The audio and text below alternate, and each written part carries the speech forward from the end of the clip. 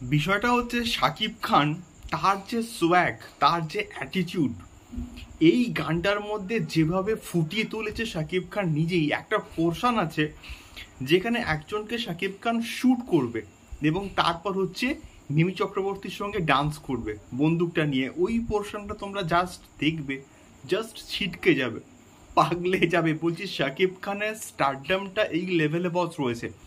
Hello guys, আমি Deep and welcome back to my channel Deep exclusive. So এখন আমি এই ভিডিওর মধ্যে কথা বলবো দুষ্টু কোকিলকে নিয়ে, এবং এই গানটা কিন্তু আজকের ড্রপ করা হয়েছে।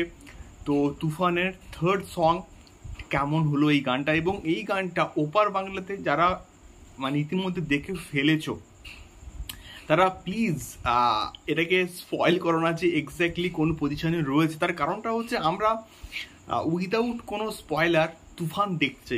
আমাদের 28 জুন কিন্তু এখানে হচ্ছে মুক্তি পাচ্ছে। আমি তো অবশ্যই দেখবো। যা হাইপ রয়েছে ওখানকার, যা হাউসফুল যাচ্ছে এখন অব্দি, ট্রিমেন্ডাস লেভেলের একটা কিন্তু রেসপন্স আমরা কিন্তু পাচ্ছি সাধারণ দর্শকের কাছ থেকে। তো এখন যে বিষয়টা সেটা হচ্ছে তুফানের এই গানটা কেমন হলো। এই গানটা ব্যাপক হয়েছে এবং টিপিক্যাল যে আইটেম সং হয় সেই রকম কিন্তু গানটাকে প্রেজেন্ট করাই হয়নি। একটা অন্যরকম টুইস্ট কিন্তু রাখা হয়েছে, এবং একদম প্রাথমিক অবস্থায় যখন গানটা স্টার্ট হয় একটা নর্মাল ওয়েতে কিন্তু এগোচ্ছিল, এবং তারপর মিমি চক্রবর্তীর সঙ্গে একটা আউটসাইডার কোনো লোক এসে হচ্ছে ডান্স করতে স্টার্ট করলো, এবং সেইটা শাকিব খান মানে আমাদের তুফান অনেকক্ষণ ধরে কিন্তু নোটিস করছে কিন্তু কিছু বলছে না। তারপর যখন ওই সোয়াগটা স্টার্ট হলো, কোনো রকম কিছু কথা মানে কথাবার্তা নেই, শ্যুট করে তাকে হচ্ছে মেরে দিল। এবং তারপরে মানে ওই যে ওইখানকার সমস্ত ডান্সার এবং মিমি চক্রবর্তী প্রত্যেকে পুরো হতবাক যে কি হলো ব্যাপারটা।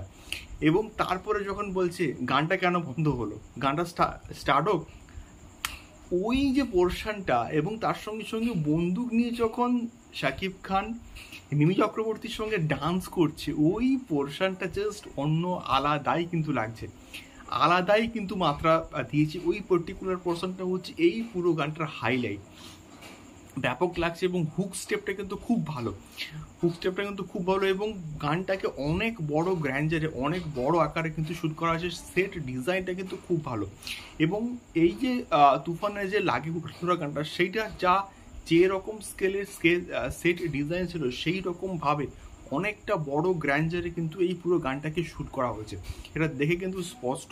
এবং কালার কারেকশনস, এবং তার সঙ্গে সঙ্গে ব্যাকগ্রাউন্ডে যে সমস্ত কো ডান্সাররা নাচছে তাদেরকে, এবং তার সঙ্গে সঙ্গে এখানে কিন্তু আমাদের এপার বাংলার একজন অভিনেতাও কিন্তু রয়েছে এই পার্টিকুলার গানটার মধ্যে। তো সব মিলিয়ে গানটা ব্যাপক হয়েছে, এবং শাকিব খান এবং মিমি চক্রবর্তীর মধ্যেকার যে কেমিস্ট্রিটা দেখতে কিন্তু ব্যাপক লাগছে। তো সব মিলিয়ে দুষ্টু কোকিল কিন্তু দুষ্টু গান হয়েছে একটা, মানে ফাটাফাটি। এবং মিমি চক্রবর্তীকে দেখতে ব্যাপক লাগছে, হট কিন্তু লাগছে। তো সব মিলিয়ে তোমাদের গানটা কেমন লাগলো আমাকে অবশ্যই কিন্তু কমেন্ট করে শেয়ার করতে পারো। দেখা হচ্ছে পরবর্তী ভিডিওতে তুফান সংক্রান্ত আরও অনেক অনেক আপডেটস নিয়ে। টাটা।